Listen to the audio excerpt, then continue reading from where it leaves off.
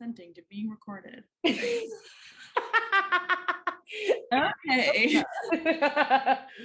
All right, I guess we're just gonna hop right into this. Welcome back to BAC for the first time in like 2 years, a while. Bitches Analysis Corner is officially back. If you don't know, I'm Lindsey Simpson. My pronouns are she, her, and this is... Hi, I'm Jess. My pronouns are they, them. And we're back with BAC, so it's very exciting stuff. BAC originally started within the COVID realm of reality, where I, at least personally, had plenty of free time in my life and could spend a week, every week I could spend 8 hours working on a BAC project, including like watching the film, taking notes, then recording it, and then editing it, and etc. Basically, I no longer have time to do that, and so that's hence the delay since our last video. But with that being said, I would like to bring it back, which is why we're here in the first place. And Jess came to me to try to start talking about bringing it back. But if anyone's watching this and you are not in the West region or are somewhere else and are interested in doing some BAC stuff, doesn't matter if Jess or I or anyone else is there, I will hand you off whatever you need to know, and you can film your own with whoever you want to. And I always want this to be a place that's pretty accessible for a lot of people to get involved with. So if you're seeing this and have any interest in it, please feel free to reach out, because we will not have the same regular content that we used to, because there are not enough hours in the week anymore. No. So, today, Jess and I are going to be covering Lost Boys versus Salt Lake City Quidditch Club that took place at West Regionals just a few weeks ago. Part of the reason why this game was selected was not because it's particularly strategic or interesting or whatever, but due to the fact that there are less hours in the week now, and I at least played in this game and have recent memory of it. Jess knows some of these people. It was the easy solution to just kind of dip our toe back into BAC. So this is not the most interesting game of Quidditch in the whole world, but I think it's fun. I had fun playing in it, and we're just gonna slowly start to get back involved with this program, as opposed to diving into two teams that neither of us know, that's super strategic and interesting, and then being like, okay, we gotta take a lot of notes and get ready for this. I don't have time for that anymore. So starting off easy is the main point. Yes. But actually, to start, Lindsey, tell us about what you're drinking. I am drinking Provisions red wine from a box that was on sale, and normally it's $24, and I bought it on sale from Ralph's from like $12 or something, basically half off. Huge deal. I bought 3 boxes. Jess, what are you drinking today? I'm drinking Letterkenny beer. Did you almost spit? Yeah, very Canadian, very Canadian. And I mean, like, here, it even says official beer of Letterkenny. That's pretty clever. That's good marketing, good branding. It is, but the reason I'm drinking it is not because I like Letterkenny, but because Doug Tran was like, Jess, can you bring down a case of poppers and to Vegas? And I was like, okay, sure. And I tried one. It turns out it's actually really good, and it's brewed out of Mill Street Brewery, which is like 30 minutes south of me here in Toronto. So like it's not bad. It's yeah. So with a good beer. Yeah. The Ralph's wine is so LA. This is I like to buy my wine in bulk because I go through it so quickly. Okay. With that, you ready to get started? Yeah, let's get going. Let's talk about this very interesting game of Quidditch that took place. Do you want to start off with any opening comments before we just get this party started? Yeah, I'll talk about like the setup for this game a little bit. Salt Lake City Quidditch Club is known for basically being a team of keepers. Their team is like most of their chaser line are people that have played keeper before, so they're a relatively large team, and we went into this game thinking that you're going to have a tough time stopping them. We went into regionals without our starting keeper, Michael Richardson. He was injured, and so this was the first game of day 2, and it was basically going to decide the rest of the day. And if we had lost this, we would have had no chance to move on to bracket, and if we won this, like this was like the it's not play in, but first round of bracket basically. And so if we had lost this game, it would have been the end of that. And if we had won, we would have moved on to bracket, which we did. And we went into this game really not knowing what was going to happen based on just their sheer size. People like Cameron Bombar and George Williams and Braden and all of these people that are really big, and our biggest player is not as big as them. So that's some insight into this game and our kind of headspace going into it. But yeah, I think we can hop right in. Incredible. And Salt Lake Quidditch Club. Okay. Salt Lake starting with the quaffle, almost lost it. Okay, I was expecting a brooms up and it didn't happen, but that's okay. Yeah. So Salt Lake won the toss and chose quaffle, I think, this game, which was kind of surprising. Because we didn't win like a toss at all. And this game kind of turned into like a beater situation that we'll see eventually, where Salt Lake had the drivers that could have made the drives that they should have been able to in theory, but our beaters just kind of shut them down on that, which ended up being great for us, obviously. But I think that first play was a prime example of just Cameron being stopped and not being able to make a play. So yeah. Yeah, makes a lot of sense. Makes a lot of sense. Looks like Lost Boys will recover the quaffle after that. Well, that's Vince Woolsey and Sam Scarfo starting with the ball. Boys. Beaters for the Lost Boys are Christian Krieger and I putting believe a lot of pressure, muscling through. I'm gonna turn down the voice of the commentator. Yeah. I can hear you a little bit better. So who just scored on that play? That was Sam Scarfone, just drove through some very large people. The Bludgers, I believe, were kind of completely out of play for that. So it was kind of just him taking an open lane. But that was like when we started this game with the first goal on an offensive play, especially with someone like Sam taking the ball up. Like we're not a super heavy driving team, and they are. So it was surprising for us to be able to start this game with the drive that they couldn't do. Mm-hmm. All right.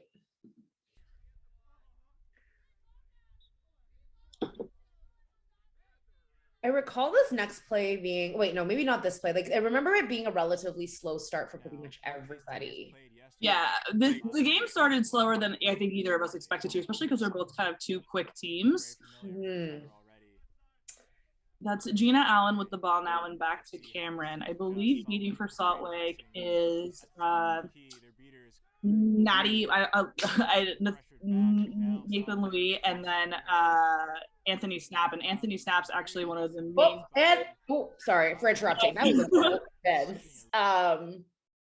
That was another perfect example of our beaters being able to turn every play around and lead to something happening. And that was Vincent Woolsey with the score basically from the ground at that point. Yeah. Well, let's like rewind that a little bit because we were describing, so Nathan. And then Anthony Snap, who was one of the beaters that basically won Utah State's regional championship a few years ago, and now he's playing with Salt Lake City, the club team. Yeah, and I really like this because I'm pretty sure that point really belongs to Kreger. Oh yeah, a lot of points belong to the beaters. Like, all right, well, let's see that one again. Being pressured back now. Kreger got that. Kreger got Gina. Vince with the ball, and boom. Easy bucket from the ground while being wrapped up by Cameron, which is pretty impressive to do. Did Vince's elbow hurt after that? Because he like fully like landed on not that I know of, other than the fact that a part of Vince kind of always hurts. But no, he didn't have any big injuries this game, at least. Okay, all right. So they're re-advancing now, and that's Nathan and Anthony. Okay. I believe that's Kellen Huber over there. He was the keeper for that Utah State team that won that regionals alongside Cameron. Okay. So like what happened there, Lindsay? Like, let's just start with that.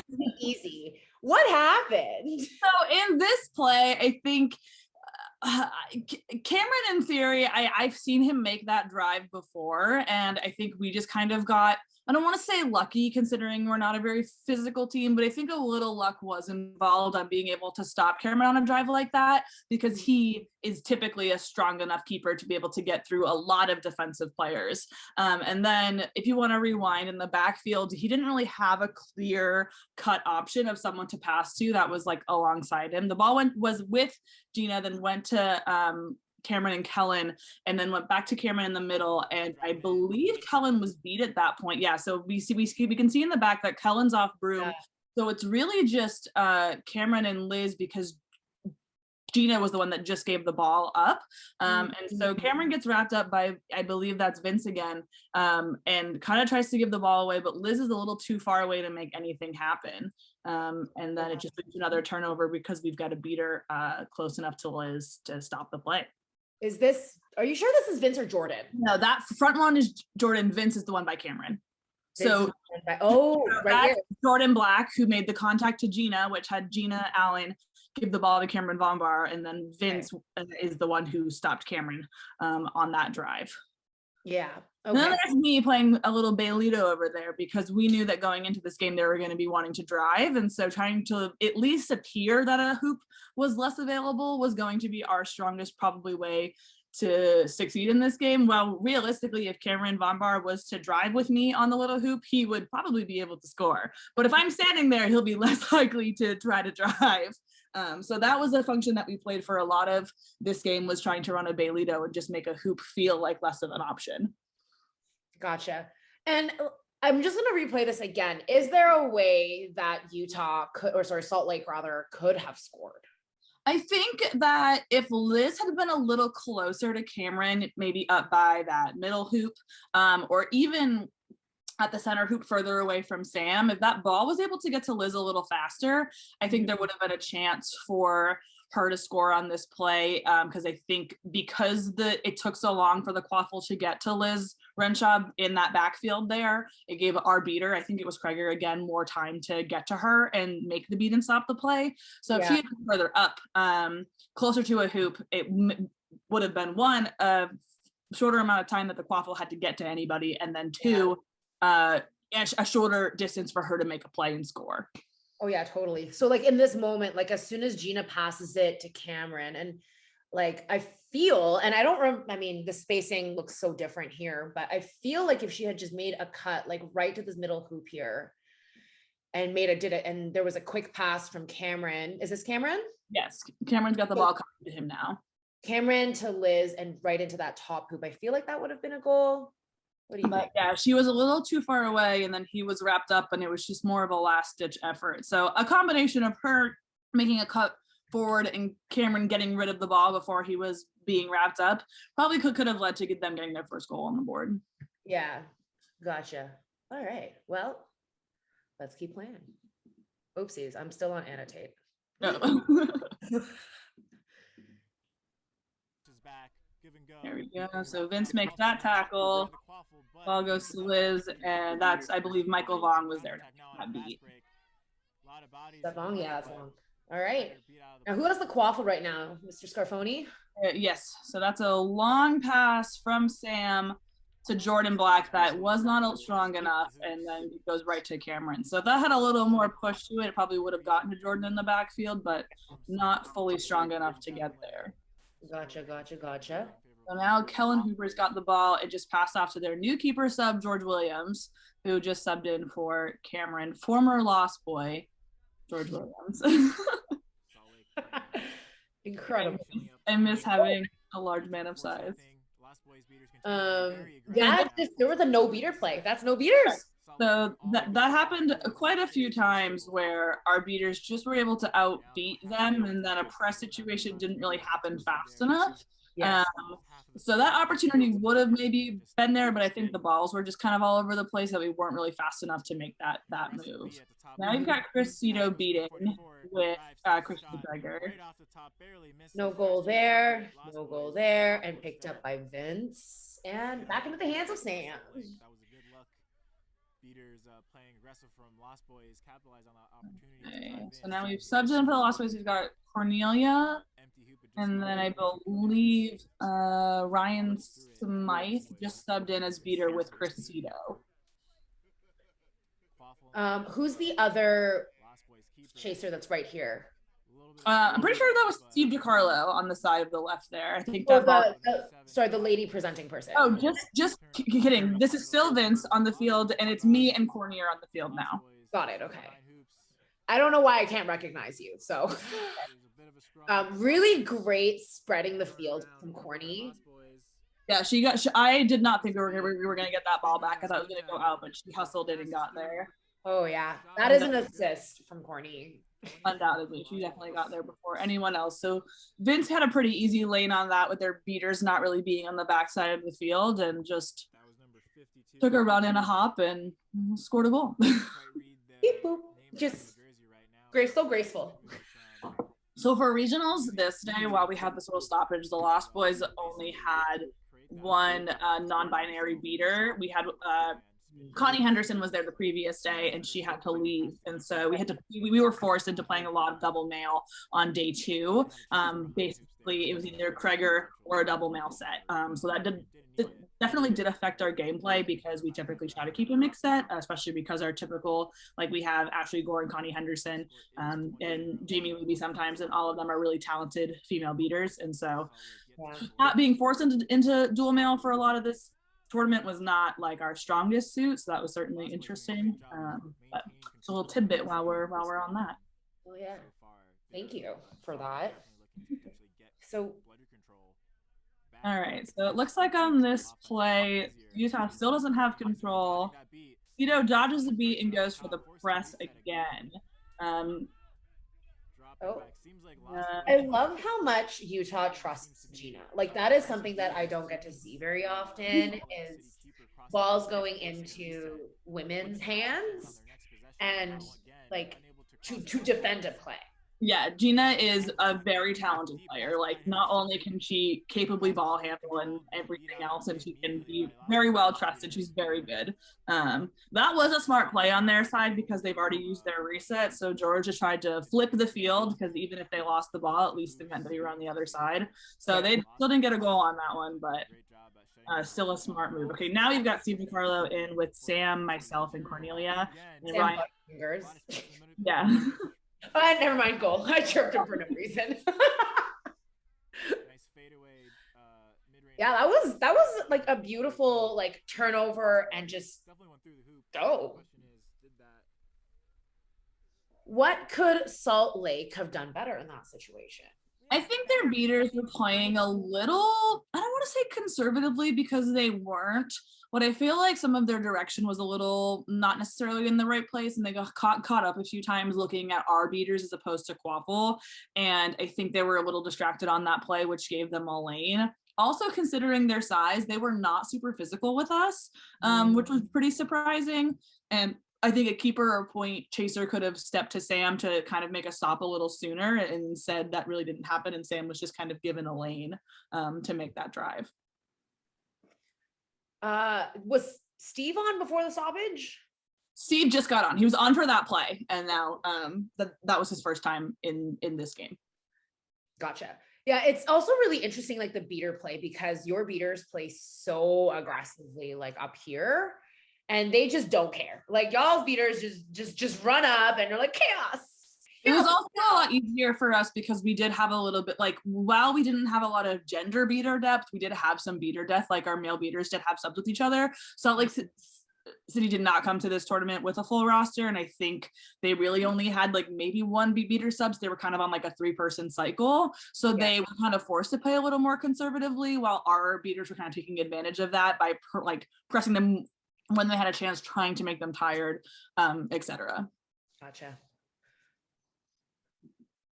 USQ's executive director stepping in for we have the ref. Yeah, there was a stoppage of play due to basically adding an AR. They took away the commentator who was volunteering to come help AR this game, so we added a ref, and then also gave all the refs tinnies. It was a long stoppage to just sort out a reffing issue. Oh God, okay. Let's see if I can fast forward it. I remember it being unreasonably long. Yeah, it was a whole ordeal. We just stood there and we're like, okay, we'll wait. Yeah, look at how polite all of you are. Just hanging out. Yeah. Wow, it's still a stoppage. Yep, it was a long time. Oh boy. I love that Steve has not moved. No, Everyone else has been he's just standing there expectantly. the Cavs look great here though. They do. He looks excellent. Steve, you look excellent. If you ever watch this, you probably won't. He likes film. He might. Okay. All right. Are we ready to Again. No, So you're- Salt Lake still has, I don't think, has had control once this game, which based on these two beaters is kind of shocking because they are both really talented. And I think once they're at nationals with a full roster, it's going to be a different story. Yeah, for sure. Ooh, okay. So that's George. I don't know where our beaters are at all, but I think, yeah, so I think the balls were just not really on field. And I think we went into that play kind of knowing that there was going to be a fast break. And going back to us talking about the whole driving issue is not many people on this team at this tournament could really ever try to stop a full in motion George Williams. They can, but they won't. So No. that was not a surprising goal. Bludgers were just out of play. Nothing we really could have done about it. Yeah. Yeah. We just blame it on the beaters. It's fine. Yeah, exactly. What I think I would have liked to have seen is a lot more just like this is a thing that happens in Quidditch a lot where people are like goal and they're like yay and they kind of like gently saunter back to the other end of the field. And I think I would have liked for everyone to hustle back a little bit sooner. That also being said, the stoppage, I think really advantaged. That was a long time and I just remember being like, what is even going on? Like we've been stopped for so long. I don't even know if there's a call on the play or if we're just having another issue, but it was just like a ref complaint basically. But yeah, no, I don't think like there would have been much for us to do to stop a full speed George Williams. And I'll say that forever. Don't do it. Like it sounds unhealthy. Just it doesn't for them. Fine. I would not do that. That's part of the reason why I miss him being on my team was because I didn't have to try to stop a full speed George Williams. At that point, it's just like have it. Yeah, there are people on this team that could have made that move, but in a fast break scenario, I don't think it's very likely. Fair enough. That is Utah's. Okay. So you're subbing out now. Who are you subbing? I'm subbing out. I believe Cheyenne Long is going to sub in for me. Yes. So now we've got Sam, Steve, Cheyenne, and Cornelia on the field together, and I believe Ryan Spike and Cosito are still our beaters. Braden McLean was playing point there, and he started to get real aggressive, trying to make stops at the top as opposed to waiting for us to get to hoops, which was a really smart play for them. But I think by the end of the game, Braden was just tired, and because they didn't have a full roster, and that led to him slowing down a little bit. But it was some of the best defense that we played against was just like Braden exclusively, because his pressure in this play led to us having some bad passes and thus a turnover. So that wouldn't have happened if it wasn't his pressure. So yeah, because I mean, just like rewinding this for a hot moment, right? Like it. Where's the pressure? So it was Braden, which was just up top, and now he's going to pressure Cheyenne. Right, yeah. So it was right up here. So that's Sam and Steve up top. Sam goes down, and Braden McLean's going to meet Sam at midfield, which we're not really used to, and they were not doing until Braden subbed in for Kellen. So that definitely caught us by surprise. In this situation, you know what happened. How could you have countered this situation? I think what would have been either smarter was because Sam at this point hadn't crossed the reset line, and if he knew this was coming, he could have just taken a step back with ideally Steve and Cheyenne and kind of not continued to move forward, so there was going to be less pressure. Or alternatively, I assume at this point Courtney's probably on the other side of the field. We can't see her now, but this could have been a good opportunity to flip the field. And if Courtney, which I assume was like towards the other side, towards the hoops or whatever, that may have been a smarter pass because it would have just gotten it away from the pressure. Well, he does with Courtney, which then results in a turnover. I think the pass goes to Cheyenne on the side. Is that not correct? Ooh, let's see. Okay, I could be wrong. Yeah. Was that not Courtney that it was passed to? Oh, yeah, no, you're right. So it goes to Courtney in the right direction, and then she gets pressured by the hoops, which I think is a better place to be pressured than the midfield. So I still stand by thinking that was the right choice, because it got the ball further away from our midline, which would have been worse for Brayden to just get it off of Sam. Another thing that could have happened at the top was if Steve or Cheyenne had just set a pick on Brayden to give Sane a better lane and get rid of that pressure.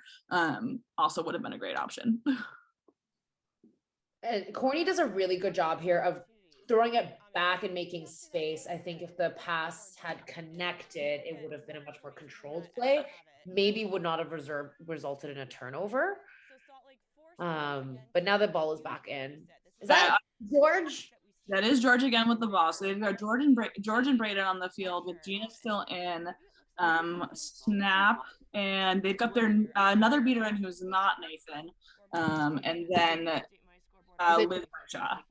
Is it Adam or John? John, I believe. I know Adam. There's just a lot of pressure from the Lost Boys defense. I like how Corny is like pressuring. Oh, and then that just results in like a swat. Exactly. Yep. And then a turnover really to your team after this, from what I recall. I'm just going to fast forward it because I'm pretty sure your team has the ball. So yeah, that new beater is John Ingram beating alongside Nathan. Okay. So we got Cito, Ryan. Is that Sam again? Sam is still a keeper. Yep. So that's, yeah. So Ryan Smythe and Chris Cito are beating, and that's Sam Scarafone alongside Steve DiCarlo with Cornelia and Cheyenne chasing. And looks like Gina has a card. She's out. Kickoff pitch. Yeah, that's the chaotic pass, I believe, led to a small kick, which took the ball out of bounds and thus gave it to Steve, who was the closest chaser on the sideline. Wonderful. And I think this results in a goal, from what I recall. But let's see. Probably. You watched the game more recently than I lived it, so I believe you. Well, I thought that Ryan was Dasha. Yeah, that beard really throws you off. I thought Dasha was wearing their mask. Oh, fair, okay. And goal by Cheyenne. Like, what a beautiful, that was such a easy play. Steve could have probably made that goal, but Cheyenne was there and open and probably had one less arm in the way of making it. So great pass on Steve, great connection. You love to see it. There's recently a practice where Steve and I had, I believe, like 7 completely unresponded goals together, and we were just on fire. And I was like, let's just do this all the time. And it was exactly plays like that over and over again. Steve is such an effective ball handler. I was surprised to not see him more in this game, I'll be honest. I think that probably had some of to do the inevitable point deficit we get into later in the game, where we had players that we felt pretty confident with the win, and so it was easier to give more players different playing time as opposed to Steve, who ideally would have seen more playing time later in the tournament. Right, gotcha. Okay, so Gina had the ball. Steve somehow got possession of it. I think there was like maybe like not a penalty, but a back to hoops, it looks like. Yeah, Gina and 22. Which is Brayden McLean again. Got it. It says on the list, unknown number, big, thick, blonde chaser. And that is indeed Brayden McLean. So number 22. He's 22. Cool. Unknown number. Like that. His hair looks brown in this. So that's fair. All right. So Steve has it. Play resumes. Cito's off broom. Gina and Brayden are both off broom as well. And then there's a really good reset back to Sam. Yep. Yeah, and then we have Liz attempting something, and I cannot tell what she was attempting. Do you know? I think Liz saw an opportunity to kind of surprise Sam and just, I think, took it a little too quickly, which then led to, I believe it's going to be a back contact yellow, which realistically is probably not a very bad play. I don't know if Sam knew that Liz was behind him, and she had taken it from the side. I think it would have been a surprise that could have worked. But instead it was just more of like a hug from behind. I believe she gets a card on this play. Or it's either a card or a back to hoops because it's like, I mean, he has. It may have been like a no harm, no foul, and she let go right away. Either way, there was like a foul called on it. Right. Okay. Okay, and she's off broom, so and not being escorted off. So, oh no, she's still on broom. Oh, a twist. Maybe they called no call on the play. Either way, if I'm looking at that now, I think it would have been a back contact call, but it just may have been a ref angle thing. Got it. Okay. Oh no, maybe she is off broom. Okay, they're gonna call it a back to hoops, no harm, no foul. She let go right away. That makes much more sense. Oh, for sure. All right, so you've got Sam going up with the ball again. At this point, our beaters are now more aware of what Radon is trying to do and trying to just get him out of the way with what Ryan's doing. I love how aggressive this is, and now the Salt Lake City beaters are playing more aggressively, which results in a turnover and a drive from what is eventually a drive by Cameron. Yeah, there was a stop here, and he was so mad because he's like, "It wasn't beat, and Sam gets a card on this one, from what I recall. So I'm wondering if that's what the call on the play is. Yeah, so Scarfoni as keeper, need to have someone switch to fill in as keeper. Yeah, Sam gets a card for neck contact or something like that. Or just too tall, you know. That happens a lot with him. Just his arm span, it just goes to not whichever everyone said is. Okay, so in this situation, Corny is gonna be like, I have to make a stop here, and Chris Cito, I believe, right behind Cameron, is gonna go for that beater, try to go for him. From what I can see here, Gina looks wide open, and I don't know what happens next because this game is a distant memory for me. But I think the smart move is to do the give and go to Gina. I don't know if Cameron is gonna drive here, but I think from what looks like here, based on where that bludger is with Cito, I can't tell from this if Ryan Smythe has a ball right in the middle of the screen. If he does, it's behind him. But if he doesn't, then Cito's the only one there, and Cameron's at much more risk for getting beat. So hopefully this ball goes to Gina, who looks wide open on the right side of the field right there. All right, let's see. He was in a much better position earlier, but it looks like maybe he takes the drive. Still get so could have been a drive, could have been a pass, instead was simply neither. Braden recovers the ball though. Yeah, so Braden recovers the ball and Cedric Carlo takes him down. Ball gets back to Liz Renshaw, who's then so that was a really sad, it could have been a goal from Salt Lake if one more thing had gone right for them, but it didn't. Yeah, your team does such a good job of just disrupting people's energy. So now we're down to player. Michael Vong is back in at beater, and Sam's in the box with Steve keeping. So we still have Cornelia and Cheyenne, and Braden is still doing the media half court thing. He really tried to get the ball up from that. Yeah. What is interesting is like there's a lot of like force, like they're forcing Steve to move. They're forcing everybody to move. Whereas before, like one of the first defensive plays where Salt Lake had control, and that definitely slowed us down a lot. Yeah, I really did like that play from Liz Renshaw because Gina was kind of playing like a very like easy, slow defense, but Liz just sort of ran in there and disrupted the motion of the ocean, and that which resulted in a turnover very quickly. It worked well for them. It did in that moment, yeah. Now Sam's back in. Yeah, Sam's back in, but I believe they did lose control on that play. Allen with the quaffle, pass it to Marigold. That was almost once again should have been a goal, would have been a very easy goal. Just one more thing that went a little bit long for Salt Lake with that just over the hoop goal. Yep. I believe another fast break opportunity with control. It just misses Corny's hands in that moment now she's just getting sandwiched. Very similar situation from the last play of just one little thing going wrong, and that was the Braden going over hoops, and then we had a rough pass to Corny that didn't connect. Cheyenne has now subbed out for Kimberly Chang, who is now playing chaser with the Lost Boys. Oh.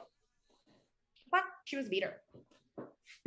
No, Kim is a chaser. She probably could beat probably pretty well, but she's also probably the scrappiest chaser I've ever seen. I don't trust anyone more to finish like a dead play more than I trust Kim to. So She is very scrappy. So we have.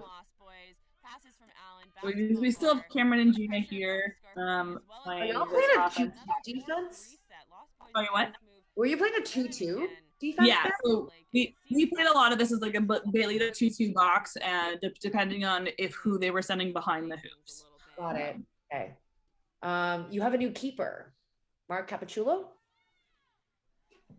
Yes, that is Mark on the field now. He subbed out for Steve because we had the keeper headband. And another stoppage. So who's the one with the quaffle right now? If I can see the quaffle. It's right here. That's Cameron's back there. That's still Cameron. Okay. Well, I guess there's a turnover of both Bludgers and Quaffle here. I believe the quaffle went out of bounds. I'm not sure exactly what Bludger's turnover was. I would have loved to have seen Mark score that one so badly. Yeah, that would have Kim gets been a it. good goal. We were also really, so Mark is very injury prone, and the fact that he made it through that tackle, I thought that he wasn't going to get up. So we were very excited just for Mark to stand up. So the goal would have been fantastic, and I am sad that it didn't connect. But more importantly, Mark did not get hurt, which is a very common trend within the Lost Boys, and that was a worrisome play for us. But it could have also turned into a pass. Eventually, if there was a little speedier recovery, like Kim got there, but I think it was at that point was become a little. Look at this beater form right in front of us. Looks I know. It's excellent. Well, what like really worried me initially was the way that like Mark's head hits the ground. Like he just like his head snapped back, and I also thought he wasn't going to get up again, but he did. Yeah, it's shocking. We are very impressive. My heart stopped on the sideline. That's for sure. All right, so now. Kim does a really excellent job of just being there and then spacing out the situation, breaking free of this tackle from happiest player, incredible, and then gets the ball back to Princeton, and it's just like absolutely the best rebound situation you could have called for. She's always there. She never gives up on a play, and so I'm not surprised at all that she was able to recover that and get it to the right place. So now the line is Mark Cappuccillo with Kim, and I believe Corny is still on the field. Yeah, so Cornelia is still in the back right now. So in this situation, I wanted to ask you, because if this results in a turnover, what could your team have done better in that situation? Kim makes that cut to the small hoop, and it's hard to say if it would have been a risky pass based on the Salt Lake keeper line, and if that would have been like a pass into kind of that zone, it would have been tipped away anyway. But Kim makes that cut, and Natty steps towards the quaffle, their beater who has a bludger at hoops, and he steps towards the quaffle. And I think that there would have been a higher chance of success if that ended up being a crossfield path, where Kim could get the drive in or just the drop in. And instead they keep it on that right side of the field, and it leads to a turnover. Oh yeah, for sure. Because like right now Princeton is here with Ryan, and I think they're just trying to inch their way in this way. Right. What it looked like. And it feels like, but correct me if I'm wrong, like if there was a cross, I don't know if this is dumb. And I mean, I'm just seeing this on film. So, and I wasn't there, but it feels like if there was just a pass straight through to Kim. I think what may have needed to happen first was Michael Vong's right in the middle to take out Natty. And I think if that, I don't know if that happens, but if that happens next, and I think the cross path is the right move, because Cameron, I believe that's Cameron still behind hoops. I can't tell. I think he's a little too far out of the way to intercept that because Kim is so far up. And so I think that if Vong takes out Natty at the center hoop, and because otherwise he still kind of has an easy turn and beat on Kim. Right. But otherwise, she's really by herself. Like she has kind of an open lane there, and that could have been a bullet pass through that center zone and into Kim's hands, probably for a pretty easy goal. Yeah, and who's this in the back here too? Cornelia is in the back. Yeah, and I wonder if like a pass back to Cornelia too would have been a good idea, but it would have been a better idea too, instead of trying to drive in on this like medium hoop here, just to try to like spread it out, and then Corny could have gotten it to Kim. A lot of options could have happened. That was not Yeah. saw here today. Yeah. Well, that's okay. That happens. That's why we're like reflecting. Exactly. You should watch this film again with your players. I don't know when you're watching. We are watching film on this weekend. So this will probably be one of those games. Yeah, because this would have been an amazing opportunity for Kim to both cut, like right here, right? Because Princeton still has the ball and the beater is over here and like Corny is back there. So if Kim just makes the, well, if she does make the cut, she's right there. Yeah, if Princeton had seen her and she already makes the cut. So I mean, I'm not gonna offer that criticism anymore. But if Princeton had like just boop, boop, like right across the field. Yeah. Just in that, oh God, I'm not annotating. But you know what I mean. Yeah. Yeah. That's okay. All right. Yeah. I So hope happens, and then even the play goes back field a little bit once we move it, and Kim is still there wide open with her hands up being like, I am still an option, and it just didn't get our way to her.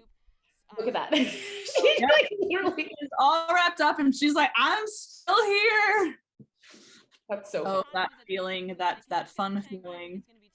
Hello, I'm open. Yep. Hello. So they just get us beat out and leads to a turnover. No real surprise there. We have another George Williams making big run. Yeah, he loves to run, that boy. And that was a goal. Just a little alley-oop goal.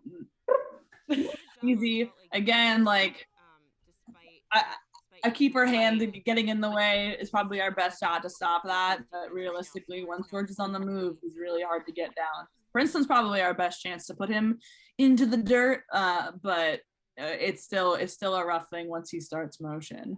Yeah, oh, for sure. You have Johnny on field as beater. Johnny is now, on the field beating. That's Jonathan Ramirez. Then we've got on the far side is Anna Daniker, who is our newest chaser, playing on the right side of the field now. Still alongside Mark and Princeton.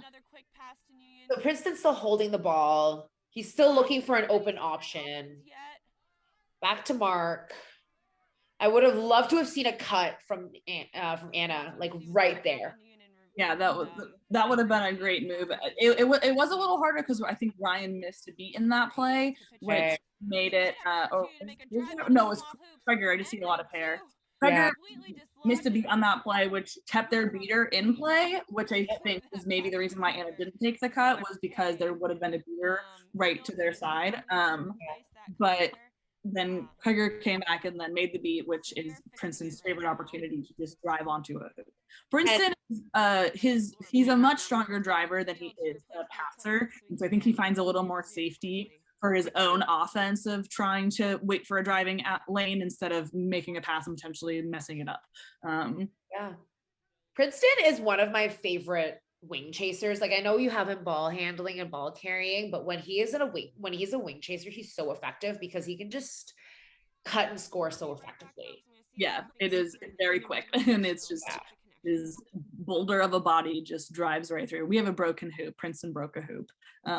No surprise there. Do you want to take? I guess take a moment. Any like reflections now that you're like watching it back? Any takes? Like anything new come up for you? What are your thoughts? I think while this game was happening, I don't think I realized how many simple things Salt Lake had missed that would have made this game even closer than it was, which is like almost kind of scary because we were like once this game ended, we'll see the score eventually. It ended up not being a close game, but it could have been a lot closer if just a few more things that we necessarily didn't even do right stopped them from scoring, and it could have been much more competitive and scary for us to potentially not win. And I think that's a big takeaway for me rewatching it and saying that like our offensive plays were decent and we have some of our stuff together, but our not every play on defense was stopping them from scoring,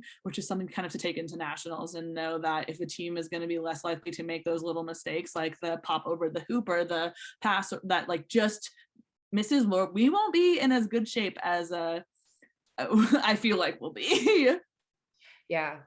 And then my second question is, how do you solve a problem like George Williams? It's hard. The answer is in theory to kind of stop him early before he kind of gets into his run. But still, when it's like that fast break opportunity, that's still pretty hard to do. Something that we have been working on at practice that you've even seen is us trying to work on changing the way that we tackle and make the hit, and when we make the hit, like in motion. And like I'm much more likely to stop George if he's still at a walking pace or at like a light jogging pace. There's no chance that I personally can stop him while he's running without simply dying. We do have people on our team that are capable of that. And I think they just need to be in the right place at the right time, really, to make the stop there. I also think that George has really good field awareness of seeing where our beaters are and what our beaters are paying attention to. And he's not going to drive if a beater's watching him. Like he's going to wait for that moment where they're either distracted by another beater or they like waste their ball on something else, or they just throw their ball anywhere, even if it's like they're going to recover it. He knows that he has that time. And so he's a really tough player to stop. I think he's really like underrated as far as the world of Quidditch goes, because no one cares about anyone in Utah. But he has some of the best field awareness of anyone I've played with and played against. Like having him as a keeper was also like fantastic because he was able to make those smart choices. And so when he wants to go, he's gonna go. And you have to be brave and also confident with what you're about to do to try to stop him. George is like, if you stop him early, if you have enough gameplay knowledge or gameplay awareness, stopping him early is really the only thing you can do. Once he builds momentum, that's just dangerous. He is a tough guy to get away from. And even that, like, even if the answer is like our beaters have to like hit him, he is so aware of so many things that he's like one of the best players I know at blocking a ball that's coming towards him, or taking a hop, or stopping his run to avoid a beat. A lot of those things that he can also do. And so he's just a really hard person to go up against, especially when he has like assets on this team. Like the core of this team is really strong, and the core of this team is what we saw here at regionals. And once they have those few missing pieces that they didn't have, like Katie Williams, for example, is George's sister-in-law, and she is as strong, if not stronger, of a chaser than Gina Allen. And not having her that weekend was like obviously very difficult. And we saw that like they were lacking on people that could really move the ball around and kind of create those openings for people like George and Cameron to make their drives. And I think at nationals, we're going to see a much different side of them, which is going to be a strong line of chasers who can pass that ball and wait as long as they need to make those openings, because they are patient and they will find them. And then their giant keeper 6'4" bodies will drive through everybody. Yeah. All right, let's keep going. Okay. How long does it take? Not that long. Broken hoops are always kind of funny. Really hard. All right. Making it hard for Lost Boys. Looking at what are you folks talking about? Like you just had a major stoppage. Like what are you conversating? I think we're discussing kind of what lines we're going to continue to run. We have a 30-point lead. Based on the way that this game is going, I think we thought our lead would be even better, but we had a lot of offenses that we saw that didn't really work the way that we should have. And so it wasn't, we weren't in a confident place of being like, okay, like, who can we play? Like, what can we have fun with? It was still like, this game is special than we thought it was going to be at this point. And like, based on what we've seen, and we have to adjust as such, and then see what's working and see what's not working, and kind of make adjustments as needed. At this point, we're probably also beginning to discuss our stitch on bitch strategy, because we are infamous for not necessarily having a plan until halfway through a game and being like, oh shit, who's gonna go seek? Because especially when for regionals, we did not have like a dedicated seeker that like we normally do with like Justin Fernandez or something. So it's always a little bit of a mystery of what's gonna happen for Cinch Olympics with us. That's yeah, no, for sure. All right, I think game is starting up again. You have Johnny, you still have Johnny, Mark, Kim. Kreger is beating still, and Princeton still on the field. And then George Williams, Anna Daniker. I almost called her Aniker. I mean, that's a clever little combo. So yeah, we've got Anna and Princeton up at point here. Anna, I love how Anna is like just getting into it. Like she makes the wrap, which then makes an opportunity for George to get beat, and not a successful takedown, but the wrap was effective. It stopped him for long enough to make the beat, which again against George was not always the easiest thing to do. Yeah. Potentially for scoring. We have a beater sub on offense with Salt Lake having control. That is a little bit odd. This could be a good over. for them. I think they ran that was a great pass over to Gina that led to a goal. That was so good. That was just like pass. It was a little bit of like a riskier kind of tall pass that could have gone pretty wrong. But Kellen was in the right place and Gina sent a right pass and it went very well. And those were the goals that Salt Lake could have had earlier in the game and just missed by a hair. And Kellen was finally able to start kind of connecting with that. So now we've got a new keeper in with Vince Woolsey is back at keeper. Ooh. A lot of things just happened at once. All right, so what just happened there? We can just like go back and rewatch it. This was so just okay. So who did you say was on the field at this time? So Vincent just subbed in for Mark. So I believe I can't see the rest of the field right now, but I believe that Princeton is still on. So it's Vince, Princeton, Anna, and then I think it was Cheyenne is the last chaser on the field right now, but I could be wrong. I need to see them start again. And then Johnny and Kreger are beating for us. And then it looked like Gina has the ball somewhere in the middle with either George or Kellen on the other side of her. And that's where we're at for us, at least. From what I recall, like just the combination of Princeton and Vince, just specifically from this game, was quite nice. Yeah, they had some good. They're both players that can give a give and go and also receive a give and go, which leads for some pretty good balance of like not like both of us can kind of do something, which is good to have when you're playing a dual male set, and like you need that from both of your male chasers, especially like with this game against such large players.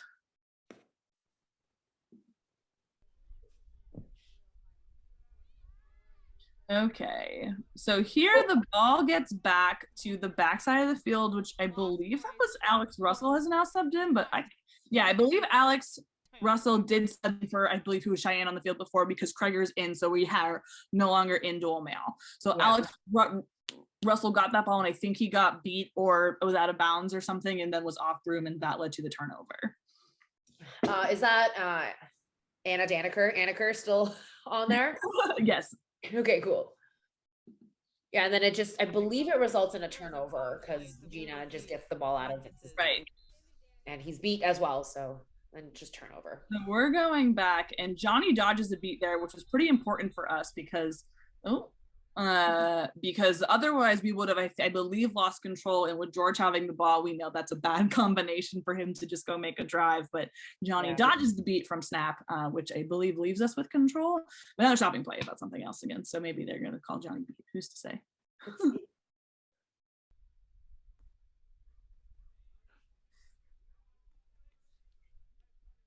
Yes, kitty cat. He's just Bing Bong is just making nonstop noises. He's just complaining. He's asleep on his bag. Oh my God. Okay, so it looks like there was no call on the play. Yep. Kreger's got a ball, I believe, in their hands. Yeah, this is too much space for George Williams. So Kreger is just like George needs like 3 steps to build momentum, and he's unstoppable after 3 steps. Yeah. So like Kreger being there is just so important. Who is this beater right here? So Maybe- that's Johnny. So we believed he dodged the beat, but he didn't, and he's D. And so Okay. now Quaffle's just sitting there. Trigger's there, ball gets lost because of the beat, and we've got to reset back to George because he's so fast. Now there's an opening because we don't have our beaters there. Okay, so Gina makes a great goal. Yes. Vince hits Gina pretty abruptly. This Yes. ends up being a yellow card. It ends up being a defenseless receiver yellow card, which I don't think is a thing. I don't know. I had a lot of questions about this, and it wasn't until we watched it after, but Vince was like really sad and upset about it and watched it a few times, trying to kind of figure out what the call was and why it happened. But basically, from our perspective, Gina never left the air, and Vince hit her after she had already scored, but he was already in motion. So I don't know if it was necessarily illegal, but I did talk to Gina also after, and she has some, I don't want to say the wrong thing, but she was like medically injured from this. It was like a kind of like a hyper aggressive tackle on Gina that probably could have been stopped by something less aggressive, especially because it was a late hit. But I think the motion began before it mattered anyway. So I don't know if the card was the correct call. We are going to have another long stoppage here as they discuss it, but we can like rewatch that. But I think it was a smart pass. I think George could have made the drive if he wanted to, but Gina was already there, and I think it was a great play by Salt Lake. But it was unfortunate that it ended in injury. Yeah. What I want to also just quickly highlight here was just that there's an amazing beater play back there, but then the tackle by Princeton when, like in that, like right here, as you said, right? Like Princeton. He's our best chance to stop George. Yeah, because George gets around Alex Russell seemingly pretty easily. I would have loved to have seen Alex make a hit right here. Yeah. Because he's in position to do so. But then very quickly he stands up. Like he's unable to just keep up. And then Prince, which in some ways this is like quite effective because this funnels in some, like it's like the drill that we did in practice, right? This funnels George in one place. Yes, which then allows for Princeton to make this beautiful hit, which then gets the ball out. And now we can see this is not a helpless receiver call. Right. So the call was confusing. I think Tommy's a great ref. I don't have any actual problem with it. But the momentum is started while the ball is in Gina's hands. She's not in the air. The contact happens after the goal, but I don't necessarily think it was illegal. I just think if someone had hit me like that, I would have been like, you could have just simply asked for the ball from me, and I'd have been like, okay, here you go. I don't want to die for this. And she does get rocked pretty aggressively, but she gets the goal. So she gets the goal. Is this Chicken Vince? It is indeed Chicken Vince. Okay. I kind of want to see really trying to get Chicken Vince to like be more aggressive and tackle and make more hits, and of course he does, and blows Gina up. Well, here, what does she like? This is just a bad fall. Like this is a very clean hit from Vince. Yeah, I think she ended up like injuring part of her tailbone type area. I don't want to like quote the wrong thing that she texted me about and say she injured something else, but I think that was like the injury was landing kind of on her backside. Yeah, because this might be one of the cleanest hits I've ever seen. Vince, I didn't know you could land a clean hit. Let him know I said that. I'll definitely watch this. So like this is a very clean hit, and this is just an unfortunate landing. Like I don't know if you could have really done anything better in that moment. Like I think Vince made the right call. Like by making that hit, it's just, as you said, unfortunate. Yeah. So now we're gonna have a stop play for a while as Gina both tries to get off the field, and also while they try to decide if Vince did something illegal or not. Okay, so they actually clipped it. Oh, nice. Yeah. So they did replace her. So oof, that's rough. You never want to hurt somebody when you hit somebody. Especially when you're playing against a team which did not come to this tournament with a lot of female or GNC players. Using someone like Gina limits their subs a lot, and it was a tough injury, like a more than normal tough injury for this team to have. But Vince's card, he did a card. It was just negated by the goal. So yeah. But also Gina got you within 10 points, like that. Just an unfortunate situation, but like, I don't know if it could have been any better. Right into the hands of my favorite person. That's me. I'm back. The player that subbed for Gina is Dom Linton. I think they've been in tonight, but I don't think we've said their name yet at all.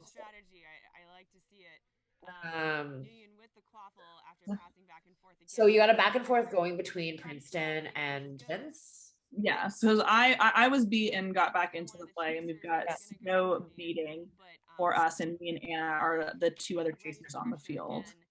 I just also want to call out, like, I feel like the better person to cover in this situation is really you. But it's interesting you put a body on Corny, but I don't know. Like, you tell me what's going on. I don't know. I also, especially knowing that Utah knows me, I was also a little surprised by that, but certainly was not complaining. I love not being guarded, and especially because I played with Cameron and George so much that they kind of know how I play and know that I'm specifically a threat when I'm unguarded. I was kind of surprised by that. That's Anna still in the field, not Corny.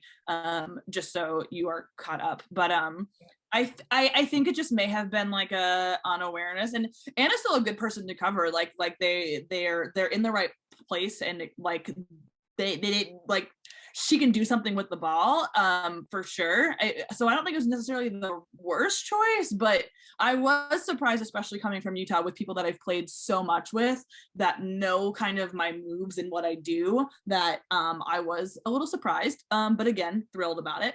I love not being guarded. If you're watching this and gonna play against me one day, I love to be guarded, and you should, and yeah.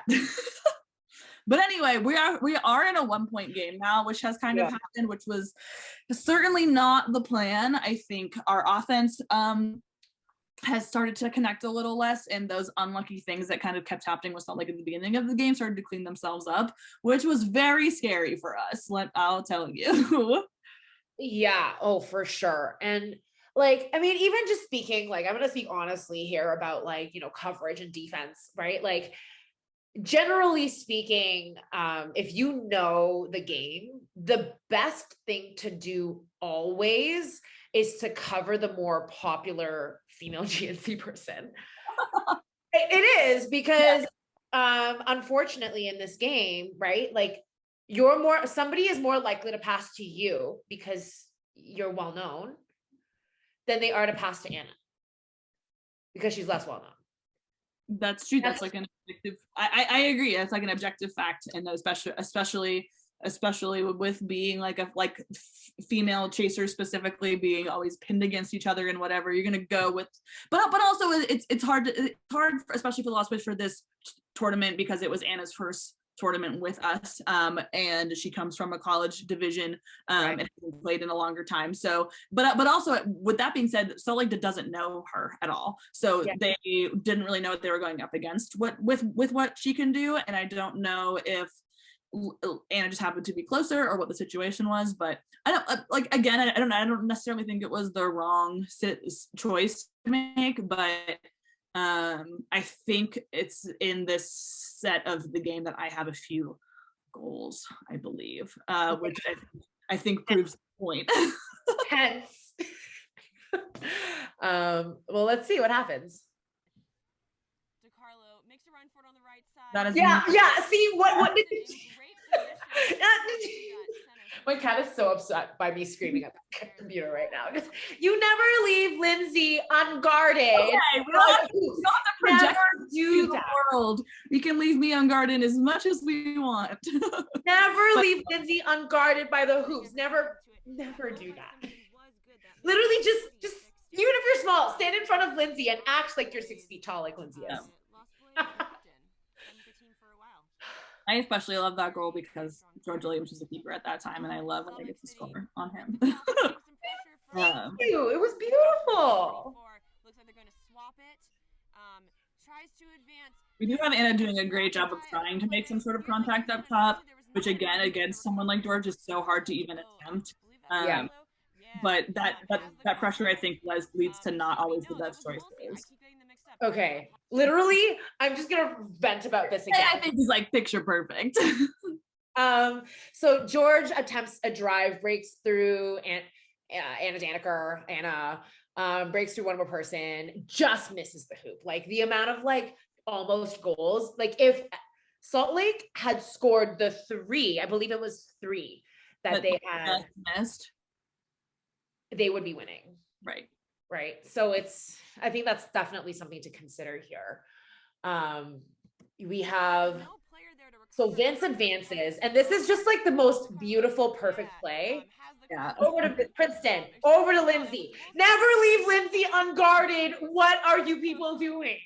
Our beaters also did a great job of that play, preventing their beaters from ever having a chance to get back. I think it was Cito in the back corner, just had Snap or whoever it was. I can't even see now. Like in the back corner, about to beat them, like unable to do anything, cannot get back in the play, and that really gave both Princeton and Vince like the run that they needed, and that went really well for us. Okay.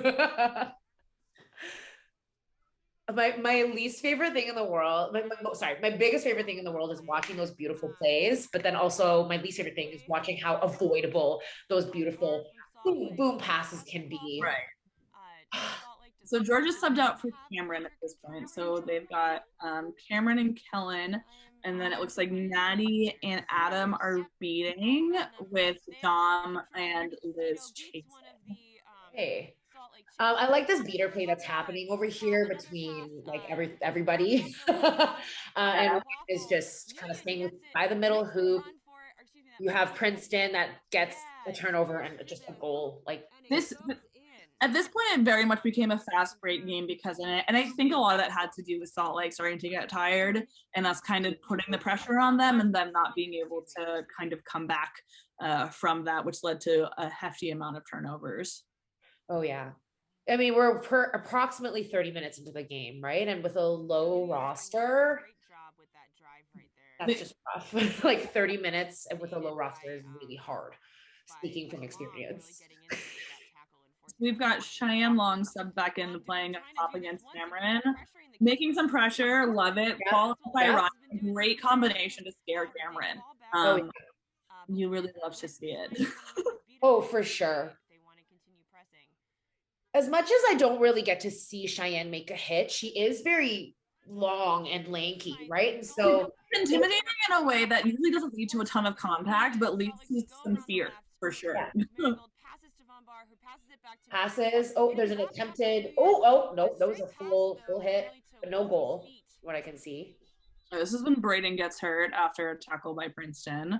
So Braden McLean's currently on the ground. They did also have a few injuries in this game as they started to get tired. Princeton is just unfortunately a moving boulder and took down Braden. I think he just kind of on his head. Was Braden that guy that was at your party that I could not remember his name and I called him Porter for like the entire night? Maybe, but there is a Porter that also exists. So no. Maybe you were calling Porter. But also there's Braden and there's Porter, and they've both been at my house, and they've both been at my house for parties. So who's to say? No, I remember being told that his name wasn't Porter, but I couldn't remember his name. It was probably Braden then, yeah. Okay. And then he kept calling me Bart. I can't remember why.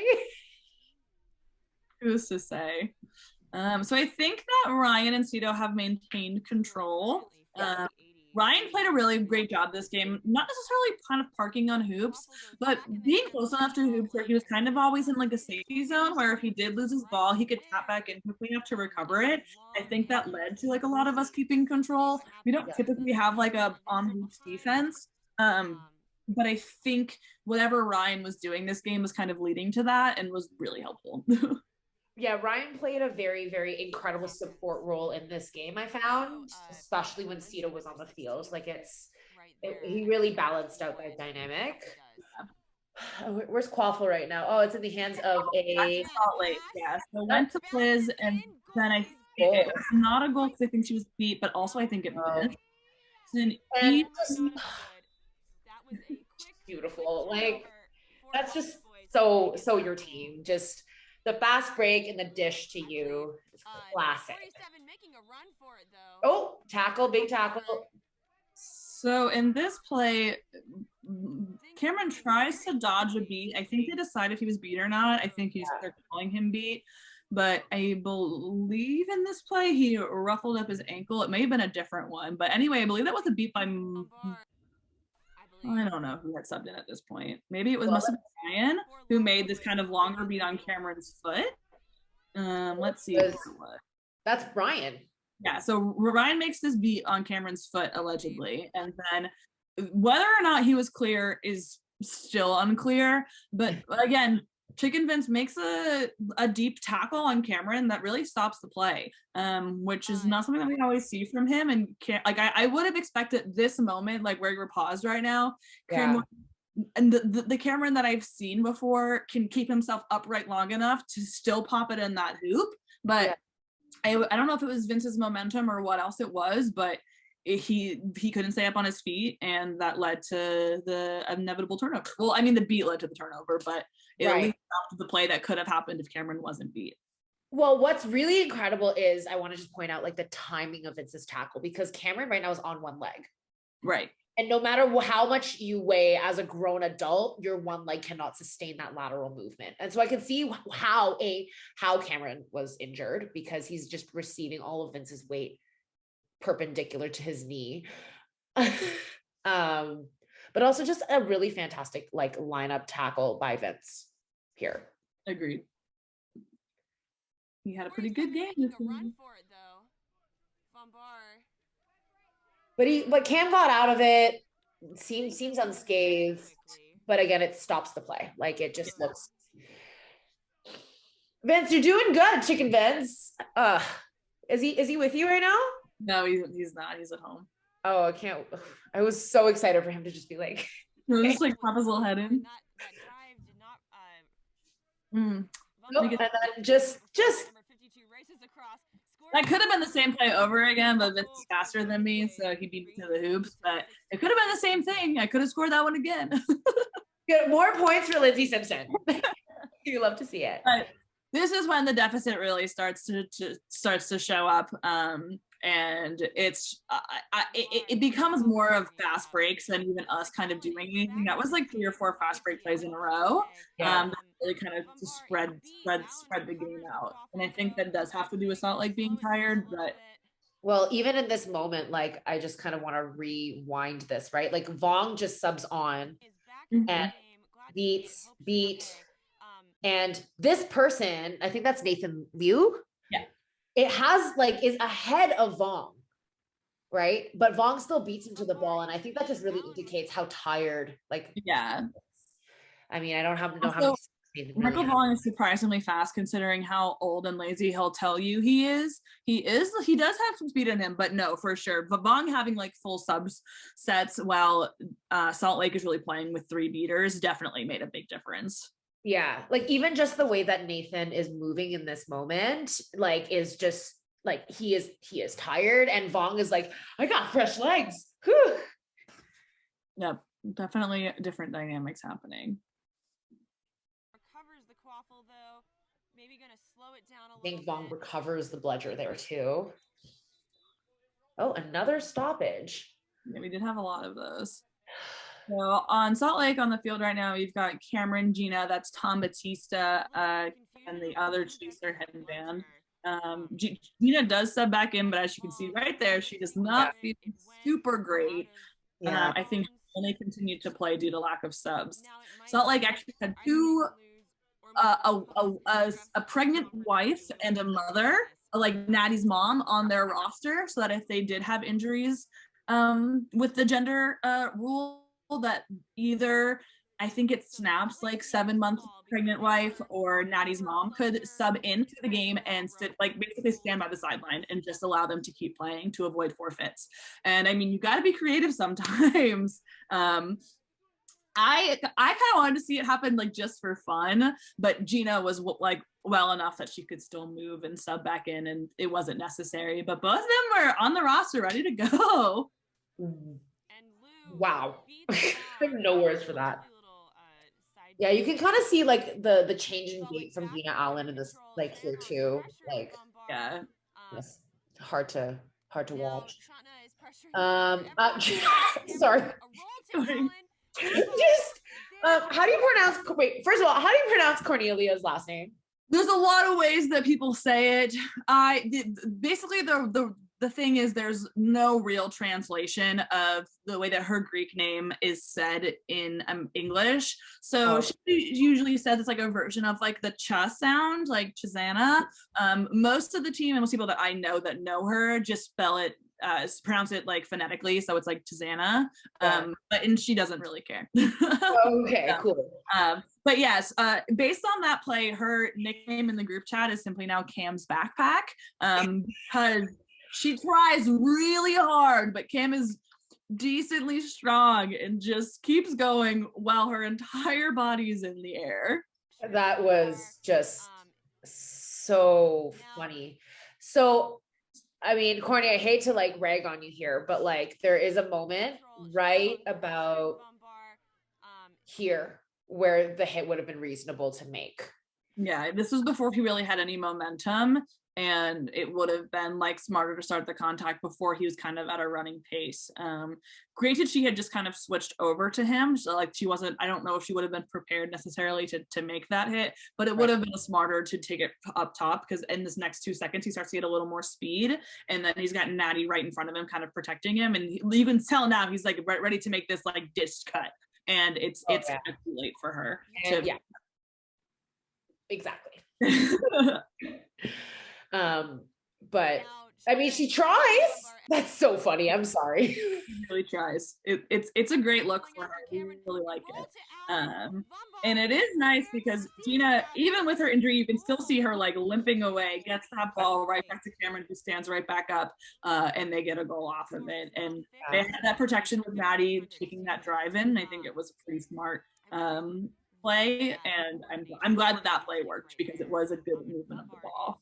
We have Shane Hillinger now on the field with Sam Scarfoni and Corny, Tazana, Chazda, whatever we're called. And then Cheyenne Long are on the field with us. Okay. Is on the left side. We'll see if they end up parking themselves near that small hoop as a scoring option. And then I think it was like right around. Is that minute like? This is Pete that he hurts his ankle. Yeah, there he goes. Oh. Well, let's see. What is the precise moment that Cam hurts his ankle? Oh, yeah, right there. Right as the ball comes and he's trying to get away from it. Still unclear if he was actually clear, but he got the goal off that, but he did not feel great after. Who makes this beat? It's this body right here. I think it is Michael Fong. He's gonna make a fast. If you want to go back and look, we can. I cannot tell. It's definitely Michael Fong. Like I recognize those calves anywhere. Yes, the calf sock combo. So yeah, but Vong makes that beat on Cameron. Doesn't make the beat, but it's pretty close to it. But that does injure Cameron, which also affects the rest of Salt Lake State pretty severely. Not happening anymore, but he did get the goal. So and he just limps into the hoop. Yeah, he's like, okay, that was a lot. In that play though, the reason that went to a turnover where Sam was trying to flip the field and then tried to pop it to Corny, who was in a great spot. She was in that same spot where Kim was, that we do use a lot with the lost plays. That unguarded female chaser, it works for us, and we are going to continue to use it. But Corny was there, and Sam just sent a pass that just wasn't strong enough again and went right into Cameron's arms. But the idea was right, and if we can if we can adapt that a little better and get that ball to go further and make Sam just stronger, I think that would have been connected. Oh yeah. Oh, absolutely, for sure. Does Cam get to return this game? I don't think he does. I could be wrong, but I don't believe we see him again. So now the snitch is released. We've got Steve DiCarlo seeking for us. Now, Steve DiCarlo, no spoilers or anything, but I believe he had 100% catch rate for us this weekend. Not that he did, not the team, but I think whenever he tried, I think he basically caught, which was pretty good. Something like that. It was impressive either way. Anyway, Sam's got the ball over there. And this was an issue that happened a lot and continues to happen with our team, is not seeing the field before we're already on the ground. And I think it's something that a lot of players struggle with, is a tackle will start and they would have had that second before the tackle began to make a move. And in that play specifically, I believe Corny and potentially Shay were already on the other side of the field, could have gotten past, but Sam was on the ground and didn't make it. And that is something that I think a lot of teams have that issue with, where if you had just looked up 1 second before, it would have made a play and a goal. Yeah. Oh, absolutely. Just one. Was that Kingsley? Yes, he's making an appearance. Amazing. Okay, Bing Bong, are you here? He's leaving. He's got places to be. Oh, of course he does. The thing that I wanted to point out was, like, I need you to, like, help me understand where Steve DiCarlo's hair begins and the bandana ends. It's all fluid, you know. It's all. I don't even think he needs a headband, really. The blonde yellow, I think, would have been distinct enough, but who's to say? You should have just sent him on the field with just the hair to see if it was legal. Oh man, he's gonna kill us. He probably won't watch this. Like, he won't know. All right. Well, I'm excited to see how he catches this one. Okay. Yeah, I love watching Michael Vaughn play because he, like, doesn't release the ball very often. He just baits people. Yeah, he does. It scares him away. That play was another example of George not being able to be stopped, and Corny's standing there with, like, an arm up, making an attempt to at least appear to be in the way. But I've been in Corny's position, and you can't, it's hard. It is hard. Yep. I don't even know what you can do as somebody whose body is definitely just physically going to be incapable of stopping somebody like that. Oh, did Steve pull? Yes, Steve indeed did pull. Oh, let's see the pull. Let's see if we can catch it. He just right there. Oh, easy money all day, baby. What I really like about watching Steve seek is that, like, well, it's at least 700, and that kind of was very jarring. Is that Steve is not a very, like, flashy seeker, and I find that there's a lot of seekers that are, like, jumpy or, like, will do a lot of really, like, flashy moves, but, like, Steve is very simple in his movements, I find. Steve in a lot of things is not very flashy. I've actually had conversations with him about this, and, like, he is probably one of our strongest quaffle players at this point. It's certainly offensively, and we don't. It doesn't always go as noticed because he's not flashy, especially when we pair him so often mentally with Tony, who's known for doing fucking backflips. That when you, like, have them kind of in a box together, you don't see Steve as like powerful as like he really is.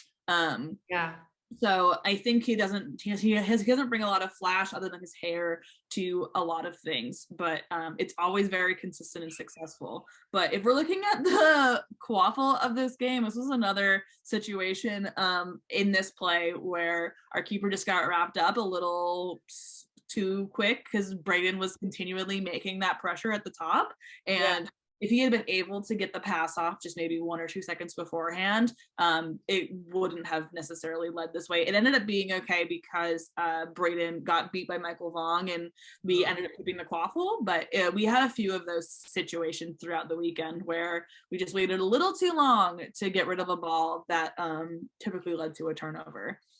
Yeah. So, I mean, at this point, like Lost Boys basically wins the game, right? So I think I'm pretty comfortable with pausing the footage here. And like, I mean, unless you want to continue playing the footage. I'm neutral. I don't think anything there's still 10 minutes of footage. So I assume there's probably something cool enough to talk about, but I'm not super worried about it. Well, let's just take a moment. I was wondering, now that you sort of reviewed this footage, right? This is probably one of the easier games that you played all weekend. But in watching easier games, you can probably see a couple of like consistent mistakes and things that your team needs to work on. What are those things that your team needs to work on? I think part of it is a little bit of patience and a lack thereof, or patience waiting for the wrong thing. A lot of times we're like waiting for the beater to make an opening, and while that's super important and like as something that we work on a lot at practices, while we're waiting for a beater, we may not see a different opportunity. Like we talked about that, like the Princeton not seeing Kim earlier play, and I think it's because he was waiting for a beater thing to happen. And realistically, I don't think we really needed that pause. Like we could have made that pass to Kim, and it would have been much a simpler goal, and we would have gotten the goal. Another thing is that like what I was just talking about, like not getting rid of the ball fast enough, especially when we're being pressured. It's a hard thing to balance of not throwing away the ball in a panic when you think someone's about to hit you, but also not holding onto the ball long enough where it's going to lead to a turnover.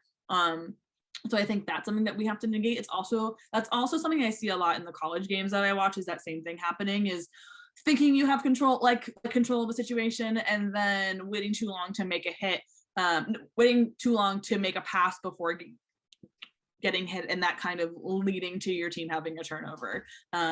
So I think that's a big problem that we're having. I think part of that problem is we don't really do a ton of contact stuff in practice, which but I think part of that is because we are a very injury prone team, and when we do contact things, it usually leads to someone getting hurt, which kind of has us like shying away from it. But I think because we're not doing that so much in practice, we're seeing these mistakes a lot in games. And I also think making the last point is on defense, making the correct time decision on when to make that contact, and trying to just do it better. This is a hard team to make that contact against when we're looking at people like Cameron and George and Brayden. Like all of those people are stronger than my entire team. Not stronger, I meant bigger. Probably stronger than most of us, but larger than our entire team. And so this is a hard team for us to like really be able to like make consistent contact with, but you can definitely see where those holes are. And how like it clearly wasn't working. I also think the last point is, I think specifically in this game, we don't love playing a dual mail set anyway, but I think kind of being forced into this a lot took away some of our ability to make that contact. Like I have said to you 1,000 times that I am not like the person who's going to make the hit on my team. Like I'm not. I'll look like I'm going to, I'll be in the way, but more than often than not, someone runs through my arm and I'm like, I tried. And so I think being forced into dual mail for this game, like with a few exceptions from Anna and Cheyenne and Corny's at least attempt, our female chasers were not making a ton of contact. And I think if we weren't forced into dual mail and we had a female beater more consistently in the game, if we had Connie on day 2, if we had Ashley who could attend, if we had Jamie who could attend our 3 female beaters, I think that would have changed the way that our beater line played. Like our beaters played really well this game, and I'm happy about that, but I think those 3 people bring totally different aspects into the our beater game, and it also would have created an opening for our male quaffle players who are not always super consistent, but realistically are going to be more confident on making a tackle on these sized men. It's not like an insult to myself or any of the players on this team, but like we saw, Anna was the only person I think who made a wrap that kind of like stopped a play from happening that led to a beat out of the 5 of us. So I think that was a noteworthy situation that we have to deal with at regionals that I don't think we'll have to deal with at nationals. We'll be able to kind of choose how we want to distribute our players, but yeah. I would be interested to see how things change once, because I mean, at the last practice, right, we talked about, or maybe we didn't talk about this, but I'd be interested to see, because we talked about it earlier this game, if like having your female chasers make contact earlier, Right. disrupt momentum while somebody is walking. Because as you had said, right, you might be able to stop a walking, who was it? George. Oh, walking George. You might be able to stop a walking George. You're very strong. I have been to the gym with you. It is difficult. So like, and so I'd be interested to see like what happens if like your female chasers are used in that way to, rather than making big explosive hits, which is not going to happen, used as momentum disruptors, if that's a good word for it. Like, do you think that would change your game at all?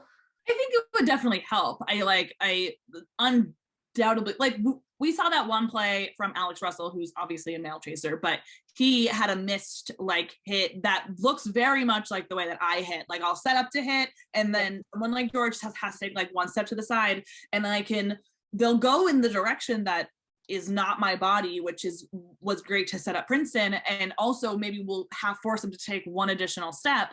But realistically, I'm that Alex Russell, and so if I'm making that hit, it's not going to be a hit.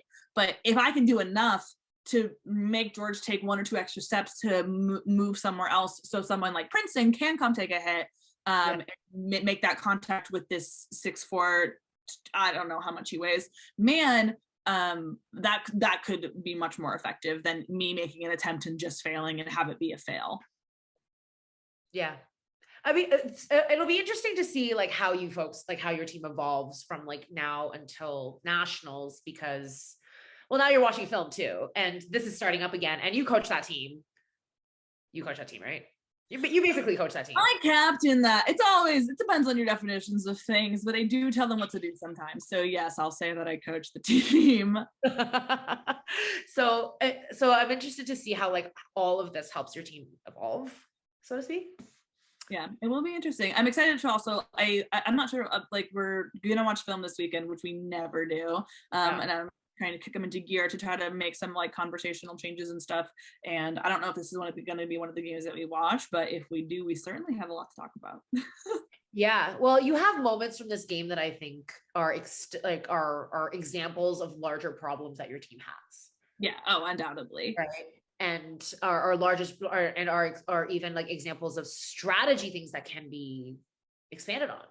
Yeah. Like what Alex Russell did. He didn't have that much playtime, but that one moment of him chickening out of a tackle funneled George Williams into Princeton. And I think that's like, I don't know. I think that's a really great strategy to deal with large men. Yeah. In Quidditch. Agreed. Let's continue this. DeCarlo waiting for just the Look at him. right Look at him. moment. He's like, I get it. Like, can someone pay attention to me? Like the snitch. Yes, I have not had attention for approximately 5 seconds, and like it's unbearable. Great work by DeCarlo.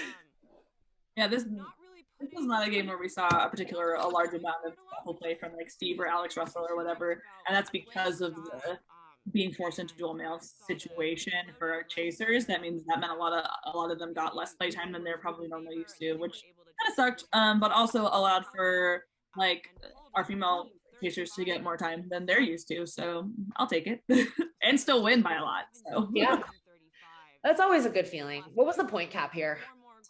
That's a question for my brain 3 weeks ago. Cool. But it was pretty close by the end here. I don't even believe. That was a beautiful pass to Kim, assist over to Corny, and goal. Like, that was beautiful. I'm so glad we continued this.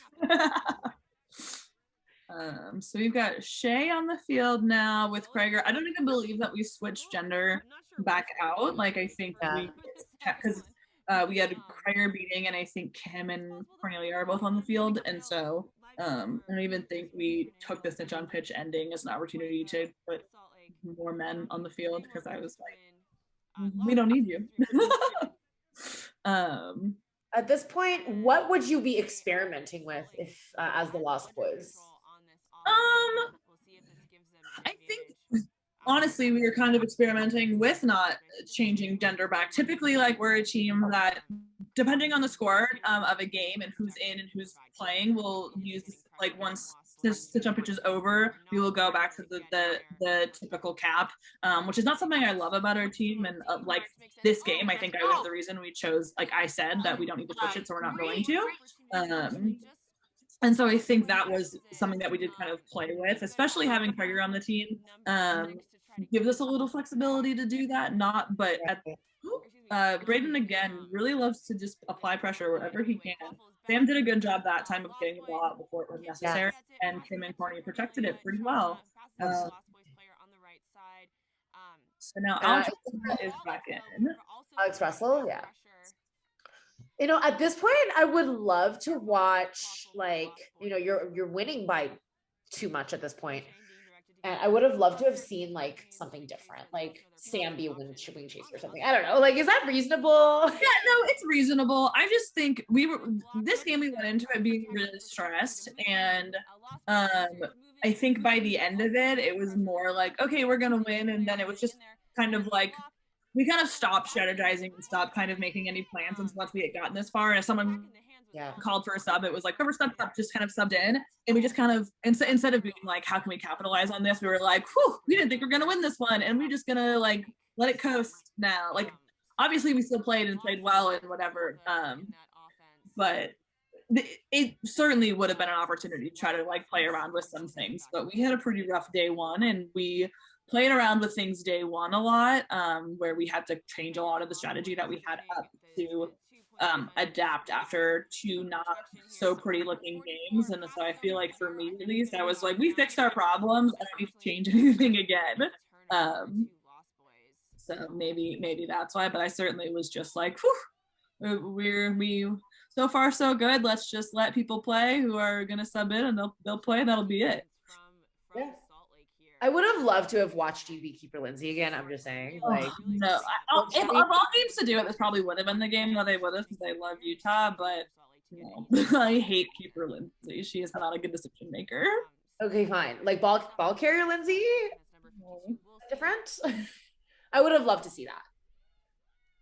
I would have loved to see some, like, dunks from Lindsey. Like, oh, no goal. So we maintained control, I believe, this play, and I think Vince was calling for that goal to be good, and I don't know if it was or not. Goal was good. But yeah, no, it was good. Score is now 70 to 155. Lost Boys needing 2 more goals to win this. The point cap was 70. Yeah, whatever. I was like, she's gonna say it right now. You're second. But at this point, it was rough, because Salt Lake had injured Gina. Cameron was out with an ankle. It was like I said at the beginning, this is not the most strategic or interesting game of footage in the whole world. It was just one that happened recently and has good quality footage. But we've got Anna back in. Again, she's doing a great job of attempting to make that contact that a lot of our players haven't been. So nothing to complain about there. There's interesting beater exchange resulted in a the contact made by Vince there was pretty good. I wasn't a huge fan of Alex Russell just belly flopping onto the pile. Because, like, I'm gonna just call this out again. I'm sorry. I like interesting. This. Wait. Okay, so Vince makes it, and then he just belly flops. He just right in there. Why did you do that? I guess just there's one more hands closer to the quaffle, I guess. There's this thing that Michael Richardson does on my team, who's our normal primary keeper, who unfortunately will also not be joining us at nationals due to an injury, but when I'm like in a scrum on the ground and trying to get the ball like away from someone else or whatever, or I'm protecting it from anyone else, is he does this thing where he comes down and gets close and says like, it's me. And that's him signifying that one, it's one of my players, but it's also our keeper. And I think that's a really useful, this is just like a hot tip for all the keepers watching this. I love that Michael does that. I feel very warm and protected when he comes up to me. He's like, it's me, you can give me the ball. And I feel like I've accomplished something by getting it to Michael. And I just thought of that because I would imagine like a smarter move for Alex may not have been to just dive in, but if he had gone around to the other side and kind of like get his arms in there, like in between Vince, and I believe that's Kellen maybe on the ground, hard to tell from here. But trying from that angle to get in there as opposed to just like hopping on top, that Michael energy would have been probably a little more beneficial than just getting all up in there. But yeah, just as a general tip, Alex Russell, don't go belly first into a dog pile. But I don't think that was Kellen. I'm just looking at the roster here, like the Utah roster, pardon me, and there's no Kellen on this list. Oh, well, Kellen's definitely there. I just this roster was given to us very quickly, but Kellen is indeed there. I just don't know if he's the person on this.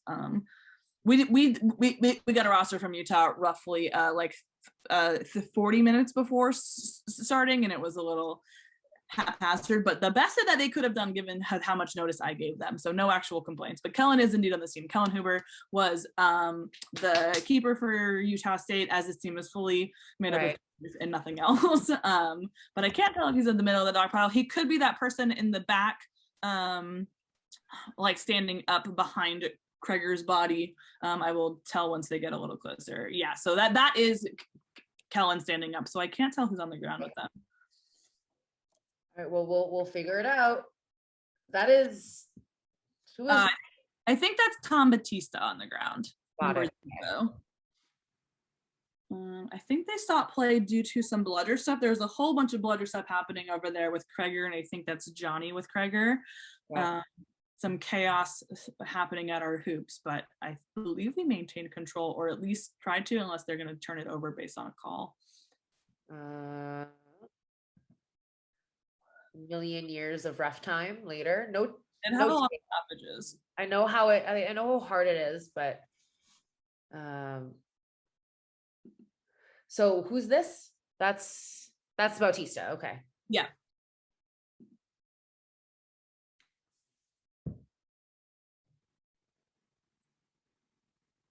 Okay. And is this just Vince running very fast? Yes, indeed. This is like his fastest play. I think Michael Vong made like a meme of it or something where he just like ran so far. Yes. And then you can just see Adam Steele here just getting beat by Kreger. Like Adam finally thought he had a ball right in front of him, and Kreger just came out and popped him out, and you could just tell they are tired. Yeah. Tired. Oh yeah. So Snap's got the ball. I would have loved in that moment though for Vince to maybe hand it to Danica or to Alex and just like run. Or are you to Anna or Alex and run? Yeah. That last play, but yeah. Also, goal. That was beautiful, by the way. They had a lot of great give and go plays like that, and a few of them missed. And I was really excited for them when they started to try to make those connections, because I know this team is really capable of doing so, and it just hasn't worked. So right there, it looks like Alex Russell got a little wrapped up and tried to get the ball to Anna, and it was a little out of her globe, whatever. So we had a turnover there. This always gets so tricky when we just need one more goal, and it never is as easy as it seems like to get one more goal.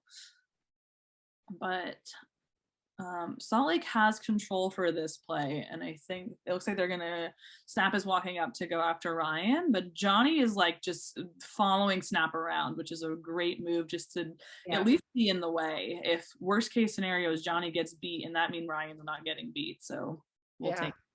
Bautista had a good goal there, and this is just Chicken Vince being a chicken. This little speedy guy. Big old chicken. Wholesome hug. Cute. That was very cute. And that's the end of your game. That was it. Yeah. So, like we said, this is not the most interesting or strategic game. I just not enough hours in the week to start reviewing film and taking notes again. But I think I think there's a lot to learn from this. I think that Salt Lake had a lot of great moves and adjustments, and I think that we had a lot of great moves and adjustments. And I think there's certainly a lot for both teams to learn from this, including Salt Lake just being able to hit those goals that are just 2 inches from missing. Anyone who's watching this may have also watched film from the Lost Boys playing TC Frost, and that's the exact same energy. We missed so many goals by just like an inch or two. So I can empathize. It's a horrible, horrible feeling. But yeah, Jess, do you have any like overall thoughts on this game, or other than the fact that you like what we've already talked about? Was there anything that you particularly liked or disliked from Salt Lake? Because you've spent most of the time talking about the Lost Boys. Yeah, well, I mean, I don't know their team that well, but I think like the biggest thing for me is just that Salt Lake, and I don't want to criticize a team that I don't know, right? So I think that's like almost a bit of my apprehension. But what I really am interested in seeing, moving into nationals is what they will do with an expanded roster. Because I think if you took comparable players from your team and comparable players from their team and played with the same number of people, I do think Salt Lake would have won. Because they were making mistakes, but I think a lot of the mistakes had to do with exhaustion. Whereas you folks had like fresh legs, you had opportunities to switch things up. I think that, again, just as you just said, right? Like just making those tiny little adjustments in terms of shooting would have changed things. But something that I did also notice is that despite having 4 chasers, and I, correct me if I'm wrong, but like despite having 4 chasers on the field, they really only used 3 of them at a time for whatever reason. And I'm not here to judge that decision, but I really would like to see them use all 4 of their chasers, because that was something that I think if they were able to use everybody with the spacing, it would have led to less exhaustion, right? Because you're moving less. Like when you're driving, that's exhausting. Driving is exhausting, right? So if you're using every single one of your players, then you're saving energy. And I would really like to see like really just an expanded beater depth as well, because not to say that like the players that were on there were not good, but we're definitely tired by the there was a point at like the 40-50 score mark where like they had hit their momentum and then had just completely lost it because of energy, and because again they were tired. Right. And then just from the Lost Boys, like I guess I've criticized your team so many times just because I know your team and I'm comfortable doing that. But something like definitely I would love to see more of is just those give and goes. Like Salt Lake did a beautiful job of pass between 2 or 3 players. I would like to see that more consistently from the Lost Boys, pass, and you folks as well, using all 4 of your chasers rather than 2 as well. But you can get away with that because you have more players. Yeah, I think we're gonna see like this game makes Salt Lake look like not a super strong team, but I think they're going to go into nationals being really underestimated because this is the footage of them that exists. Not only are they going to have much more players than this, they're going to have a better gender distribution, etc. But we've also, I don't think people I'm thrilled that nationals is in the West. I'm excited about it, but I've played Quidditch in Utah and it's different. It is the air situation and not having the amount of oxygen in the air that you're used to is going to affect things. And I think on top of Utah having a full roster and having all these large men that they do have, and plus having like these like the Gina Allens and the Katie Williams and etc. that are really strong. Like I don't know who I say that those two because I truly don't know who else they're going to have for this tournament. There could be some old talent coming out of the woodworks. I have no idea. But those two are specifically ones that come to mind that I've seen play this season. they're just going to be a really well-rounded and distributed team, and they also have a great seeker game. Kellen, who we maintained control during Stitch on pitch, so we didn't really get to see Kellen seek, but he's a really strong seeker, and so having that on top of a lot of everything else they have, I don't want them. I think they're going to be a sleeper at nationals, honestly. Like I'm excited to see them perform with a full group because they haven't had one this whole season. Yeah, and they'll have home turf advantage, home air advantage. Exactly. Really. Like it'll be very fascinating to watch that. Like I don't even know how you would train for altitude without being in altitude. It's not. I don't know. It's just, someone Google it. I guess let us know. But no, it's different. I've done it. I've been to Snow Cup. I've been to Fantasy. I've been to practices. It's not like horribly jarring, as in you're gonna get there and be like, oh my god, I can't breathe. But you're gonna take a few laps around the field and be like, when I breathe in, my lungs do not feel full, and that's how things go. It's just a little different. But yeah, amazing. I think probably close there. Yeah. So yeah, anyway, thanks for tuning in for this first comeback of BAC. A little chaotic, not the most interesting game of Quidditch in the whole world, but I hope you had fun with us. And like I said before, if there's any bitches watching this who are interested in getting involved, I would like to expand this realm of reality, so it's like I don't have to be here, Jess doesn't have to be here. You guys can do whatever you want by yourself, and as long as there is analysis and Quidditch and a little bit of alcohol, that's all we need. So if you are interested in trying to set something up, even if it's just with like 2 of your teammates, you want to analyze a game that you played in, go for it. Let's do it. I'll help you. Let's do it.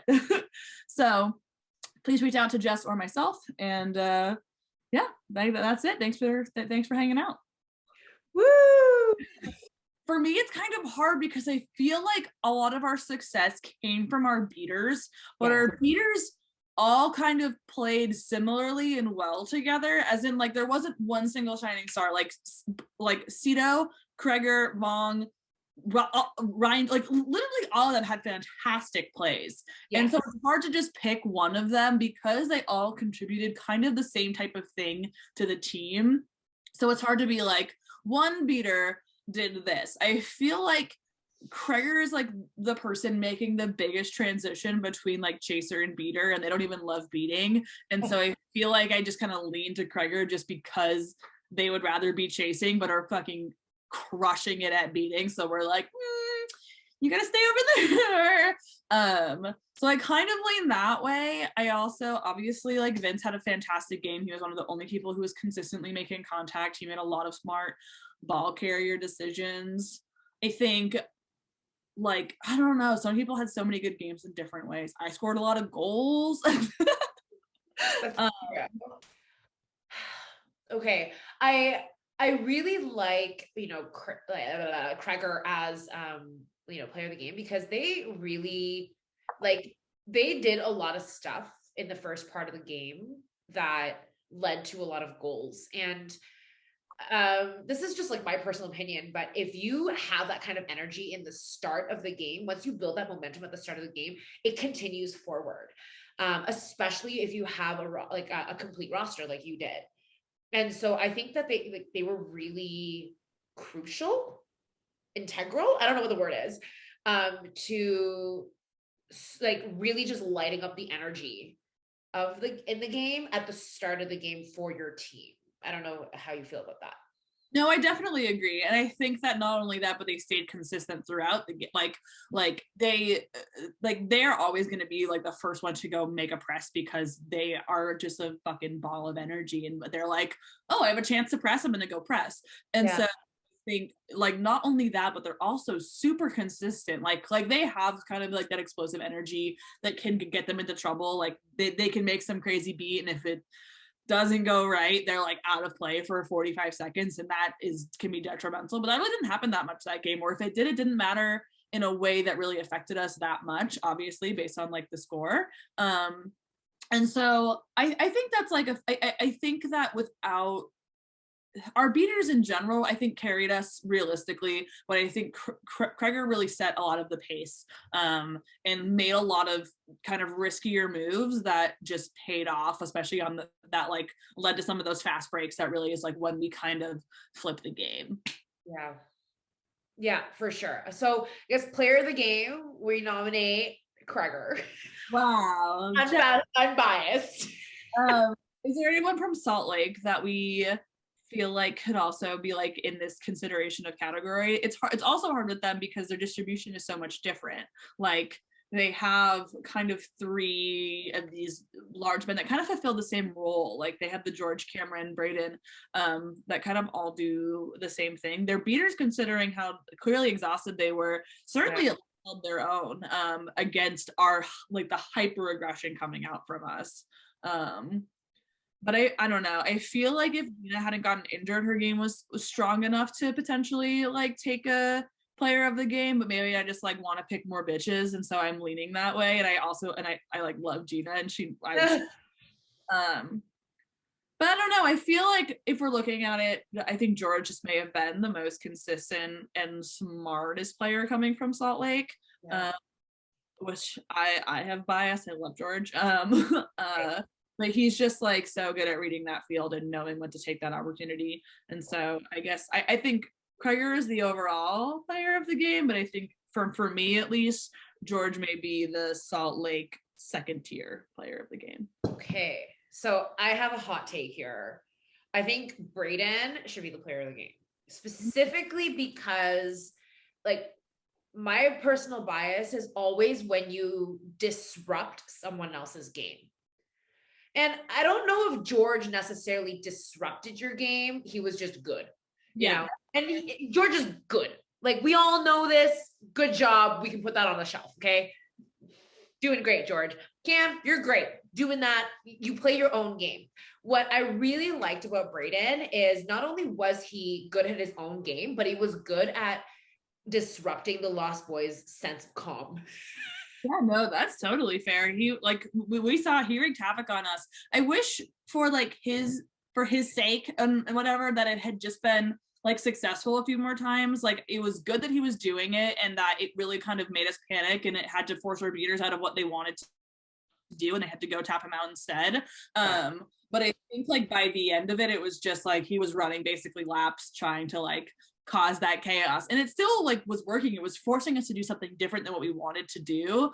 I don't know if he needed a little more beater support with him, so that if something happened, someone else was there with him, or what it was. But it just often led to like him making a rap and then getting beat, where like a few times like it led to Sam being on the ground and them getting the ball. But I don't know, like I like the play. I just wish he had a little more help with him to try to like make the most of it, like have it lead to more turnovers. And so it's not just Braden running around in circles trying to chaos without really any help to make his chaos do much.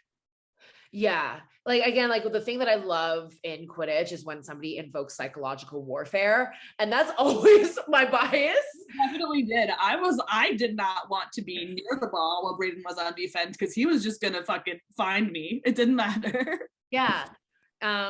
So I really like, I love George. I love Cam as like, they're just, again, they're excellent players. Like, and if we're just looking at like, pure points, pure stats, like, absolutely them. But for the same, but like Vince, but like we didn't pick Vince, right? And Vince, if we didn't pick Vince, then I don't think we can pick George. That's fair, but I think Kreger played better than Vince, and so this is what the Lost Boys talk about a lot, actually. Well, not the Lost Boys, me and Steve, and sometimes other people. But like Tony Rodriguez, for example, never gets MVP. He has like once in his whole life. And it's because they expect him to be good, and then he's good. And it's like, okay, he was good. He made the most points on the thing or whatever. Like, but he's not. That's what we expect from Tony, and so he's not really the most valuable player. So like, pre WCQ, I think he had like one MVP at like one fantasy tournament one single time. And so that, and I used to believe, I had that in my head also. I was like, why would Tony ever get MVP? Because he's Tony. But if he's still your most valuable player, that means he's still your most valuable player. Yeah. That's part of why for WCQ we included like breakout star is as an award, because we wanted to acknowledge the people that kind of came out and were really valuable, but like less expecting to be valuable, as opposed to taking away most valuable player from someone that we considered most valuable player, but they didn't get it because they were just expected to be valuable, you know? Okay. Yeah. So maybe like it's worth it at this point to like define what we mean by player of the game. Like, do we mean MVP? Because like, I mean, let's talk about basketball. Do you watch basketball? I've seen the sport basketball. I mean, you played basketball. I wasn't sure if you watched it. Fun. I have seen it. If you're asking me if I'm up to date with the current players in the WNBA or NBA, no. I know like okay, so for example, you would take MVP LeBron James over the most improved player or the breakout star any day. I don't know who would be the breakout star this year. I haven't been keeping up with that, but you would take LeBron, you would take Giannis Antetokounmpo every time. Like those are the MVPs, right? But I don't know if that's like our like the agenda here to point out who the MVPs are. There's no agenda. We don't got any plans. True. We have no plans. Like, do we want to point out who the MVPs are, or do we want to point out something else? Well, I think, no matter what pointing out, everything that we've said is true. But I think the difference is with Kreger is I think they can classify as both an MVP and a player of the game, and I think that's the difference, because I think Kreger brought a whole bunch that led to our success and kept the pace of the game and whatever. And I think it would have been a game without them. Braden, for example, like George, I think it would have been a different game for Salt Lake without them, but I think it would have been a similar game for Salt Lake without Braden, because he invoked a lot of chaos, but the chaos didn't lead to a whole bunch of success for them. Okay. You're super right about that. So I don't know what the player of the game is. I created this channel and I don't know what we're doing. I don't care. But I think all those players are worth talking about, and I think they're all names that people should start speaking about, and etc. So yes, I don't care. Well, okay, you know what? Then between George and Cam, like if we're just gonna go like pure impact of the game and whether or not the game would be different without them, between George and Cam, like who should take this? I feel like I think based on that game, and not every game that I've seen Salt Lake or versions of this team play, I would say George. I think he took more opportunities on offense to make moves that ended up leading to more success than Cameron did. Cameron had a lot of great plays, but they didn't always lead to the most success. And I think that, I don't know if it was just an unlucky balance of us having better defense against Cameron than George or whatever it was. But I think I lead George marginally, and that's coming a lot from me considering I'm Cameron Bombard's biggest fan. Okay. All right. So we got George Williams and Kreger. And then I just also want to do a massive shout out to like SLC's beaters, because I know like just looking at the roster here, we have 5 beaters. There was one person who only played SOP. So like really you were cycling with like 2 pairs the entire time. That's exhausting. Played half the game, and playing half the game against our beaters who were playing pretty aggressively, I would have simply been dead. No. Michael Vaughn ruined my life once, like as a beater. I would never want to experience that again. Not a fun crew to beat against. They had a tough time going for them, and they got through it one way or another. Oh, absolutely. Absolutely.